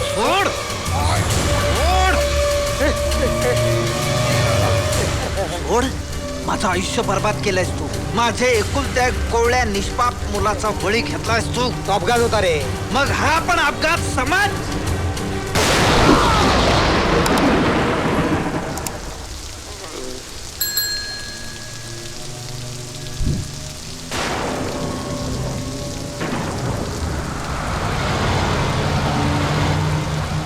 मी तिथून निघालो आणि मला वाटेतच जाणवलं की माझा मोबाईल फोन खिशात नव्हता. मी अगदी रेनकोट वगैरे काढून पण तपासून पाहिलं. माझ्या लक्षात आलं तो तिकडेच पडला असावा. तो मोबाईल मला फासावर घेऊन जायला पुरेसा होता. मी लगेचच गाडी वळवली. कसल्याही परिस्थितीत मला तो मोबाईल मिळवायचा होता. माझ्या गाडीचा अपघात झालाच नव्हता. तसं भासावं म्हणून मुद्दाम मी ती चिखलात रुतवली होती. घरात शिरताना मला जाणवले की कोणीतरी आत आहे. म्हणून मी फोनचं कारण काढून मेलेल्या अर्जुनशी बोलू लागलो. काय झालंय, माझी गाडी बंद पडली आहे आणि माझ्या मोबाईलला सिग्नल नाही. मी तुमचा फोन वापरू शकतो का? हॅलो. त्याच्या डेड बॉडी जवळ जाऊन मी मोबाईल केव्हा उचलला हे वैदेहीला कळलं सुद्धा नाही. मी वैदेही सरपोतदार. तुमच्या समोर मरून पडलेल्या अर्जुन सरपोतदाराची बायको. मीच मारले माझ्या नवऱ्याला. वैदेहीची खुनाची कबुली ऐकून मी जरा चक्रावूनच गेलो. कारण जो खून मी केला त्याचा आळ ती स्वतःवर का घेत होती हे माझ्या सत्सद्विवेक बुद्धीला पटत नव्हतं. काय चाललंय हेच मला कळत नव्हतं. म्हणून वैदेहीला वाचवण्यासाठी मी जेपीनं खून केलाय असा प्लॅन बनवला. माझ्या दृष्टीनं तो सेफ होता, कारण जेपीचं अस्तित्व मी केव्हाच संपून टाकलं होतं. इंटरेस्टिंग. म्हणजे तुम्ही तुमच्या मुलाच्या खुनाचा बदला घेतलात. पण सौमित्र, तुमची स्टोरी ही अगदी फुलप्रूफ आहे असं वाटत नाही मला. म्हणजे तुमच्या खुनामागचा हेतू जरा घडवूनच आणल्यासारखा वाटतोय. कारण अर्जुनने एवढ्या लहान मुलाच्या उलट बोलण्याने त्याच्या मागे लागून त्याचा खून करणं हे पटणं जरा कठीणच आहे, नाही का? शिवाय ह्या घटनेचा एकमेव साक्षीदार तो शिक्षक होता असं तुम्ही म्हणताय. त्या व्यतिरिक्त कुणी ही घटना बघितल्याचा रेकॉर्ड नाही. मी बघितलंय साहेब, स्वतःच्या डोळ्याने बघितले. मी होतो त्या दिवशी त्या राक्षसाबरोबर. त्या एवढ्याशा पोराच्या बोलण्याचं त्यांनी लई मनावर घेतलं. त्याचा अहंकार दुखावला आणि त्यानं गाडीच घातली त्या लेकराच्या अंगावर. संपून टाकलं एवढ्याशा जीवाला. खरं सांगतो साहेब, मी तिथेच होतो, समद बघत होतो, पर काय बी करू शकलो नाही. काय करणार, नोकर माणूस मी, काय बोलणार? पण आता बोलणार साहेब. इतके दिवस ही जुबान पैसे दाखविणाऱ्या गारुड्या मोर नाचायची. कोर्टामध्ये बी खोटी साक्ष दिली मी साहेब. पण आता नाही. या सौमित्र साहेबाची, या बापाची व्यथा ऐकून त्याचे शब्द माझ्या काळजामध्ये घुसले आज. हा साहेब. अहो इन्स्पेक्टर साहेब, सौमित्र साहेबाच्या जागी मीच काय, तुम्ही जरी असतात ना तर तुम्ही बी हेच केलं असतं, खूनच केला असता त्या नाराधामाचा. पापाचा घडाच भरला होता त्याचा.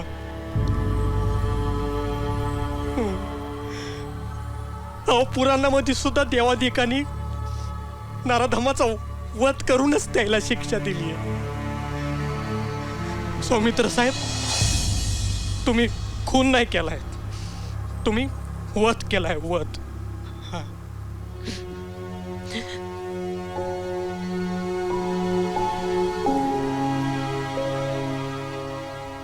म्हणजे तुला म्हणायचंय सौमित्राला जर शिक्षा झाली तर तो अन्याय ठरेल. म्हणजे मला तसंच म्हणायचंय साहेब, पर शेवटी तुम्ही माय बाप आहे. मलाही तेच वाटतंय जे तुला वाटतंय, पण कायद्याने मी. कुठला कायदा इन्स्पेक्टर साहेब? कुठे होता तुमचा हा कायदा जेव्हा एका सालस सुशील बायकोवरती अर्जुन रोज अत्याचार करत होता? कुठे गेला होता तुमचा हा कायदा जेव्हा एका मतिमंद मुलाशी तो रोज जीव घेणे खेळ खेळत होता? कुठे गेला होता तुमचा हा कायदा जेव्हा त्याच्या सावत्र आईचा उल्लेख त्याच्या बापानी त्याच्या सुखासाठी ठेवलेली एक बाई रान म्हणून करत होता? आणि कुठे गेला होता तुमचा हा कायदा जेव्हा एका निष्पाप मुलाचा त्यांनी निर्गुणपणे खून केला होता?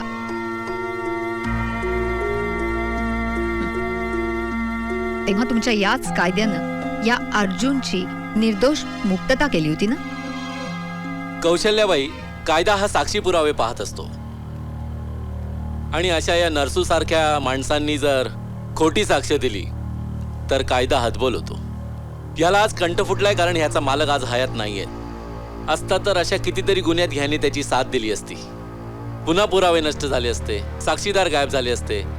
केवळ कायद्याला दोष देऊन फायदा नाही. कुठल्याही रीतीनं कवायना, पण सौमित्रांना न्याय मिळाला हे मान्य करताय ना राणे साहेब? का तेही मान्य नाहीये तुम्हाला? हो, मला मान्य आहे, पण याचा अर्थ असा होतो की अर्जुनला शिक्षा व्हायला हवी होती ना? हो, म्हणजे ती शिक्षा त्याला कोण देणार होतं? ज्या लोकांना इथल्या न्यायालयात न्याय मिळत नाही ना, त्यांना त्याच्या न्यायालयात न्याय मिळतो. त्याच्या न्यायालयात न्यायदेवतेच्या डोळ्यावरती पट्टी नाहीये राणे साहेब. तिथे ना साक्षी आहेत ना पुरावे आहेत, तरी सुद्धा न्याय हा होतोच. या केसमध्ये सौमित्र निमित्त मात्र होता, परंतु अर्जुनची शिक्षा त्याच्या न्यायालयात केव्हाच ठरवली गेली होती. आज जर तुम्ही सौमित्राची निर्दोष सुटका केलीत तर कदाचित एक पोलीस इन्स्पेक्टर म्हणून तुम्ही तुमच्या ड्युटीशी गद्दारी करताय असं होईल. पण माणूस म्हणून एक मोठी जबाबदारी पार पाडाल इन्स्पेक्टर साहेब. कर्तव्य निभावल्याचा आनंद तुम्हाला नक्कीच मिळेल. ही केस आत्महत्या म्हणून दाखवून तुम्हाला फाईल बंद करायला 2 मिनिटं सुद्धा लागणार नाही. मला कायदा कळत नाही इन्स्पेक्टर साहेब, पण माणुसकी कळते, समजते, म्हणून मी बोलते. मला नाही वाटत सौमित्र निर्दोष सुटावा या गोष्टीला इथे कोणाचा विरोध असेल. पण अटक करायची की नाही हे सर्वस्वी तुम्ही ठरवायचं इन्स्पेक्टर साहेब. तुम्ही संभ्रमात पडू नका इन्स्पेक्टर साहेब. प्लीज अरेस्ट मी. आता तसाही माझ्या जगण्यात काही अर्थ उरला नाहीये. जगू कुणासाठी? मुलगा गेला, त्याच्या धक्क्याने बायको गेली. आता बाहेर राहिलो तरी तुरुंगात राहिल्यासारखंच आहे. मग खऱ्या तुरुंगात राहिलो तर काय फरक पडतो? Please arrest. सौमित्र, झालेल्या प्रकाराबद्दल तुमचे आभार मानायचे की दिलगिरी व्यक्त करायची मला खरंच कळत नाही. वैदेही, माणसाला वाटत असतं बऱ्याच गोष्टी त्याच्या हातात आहेत, पण त्याच्या हातात काही नसतं. एक दैवी संकेत असतो, त्याप्रमाणे आपण सगळे वागत असतो. आता हेच बघ ना, त्या दिवशी माझा मोबाईल इथे राहिला नसता आणि मी इथे आलो नसतो तर डॉक्टर सोनटक्केंना वाचवण्यासाठी तू खुनाचा आळ स्वतःवर घेतला असतास आणि तुरुंगात खितपत पडली असतीस, आणि तुला न वाचवण्याचं पाप माझ्या माथी लागलं असतं. कौशल्याबाई बोलल्या ते बरोबर होतं. काही केसेसचा निकाल त्याच्याच न्यायालयात लागायचा असतो.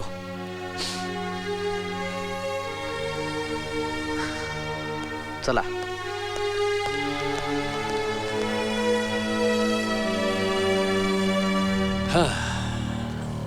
थँक गॉड सुटलो आपण. मला अटक झाली असती तरी तू सुटलाच असतास.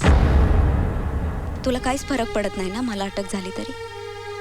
वैदई असं का बोलतेस तू? तुझ्या वागण्यावरून असंच वाटत होतं. मी खुनाची कबुली दिली तुला वाचवण्यासाठी, पण तू काय केलंस? मीच खून केला हे मान्य करून क्षणार्धात मोकळा झालास. माझ्यावर एवढा अविश्वास उमेश? वैदई त्या क्षणी मला तुझी सगळ्यात जास्त गरज होती, पण मला तू नाही सौमित्र्याने साथ दिली. एक अनोळखी माणूस असूनही मला वाचवण्यासाठी त्यांनी स्वतःला या सगळ्यात अडकवून घेतला. उमेश एवढा स्वार्थी असेल असं वाटलं नव्हतं मला. Come on, darling. You know I love you. No, you don't. You don't. आणि आता एक गोष्ट लक्षात ठेव. आपल्यामध्ये जे काही होतं ते आता सगळं संपलंय. It's all over now. So just leave me alone.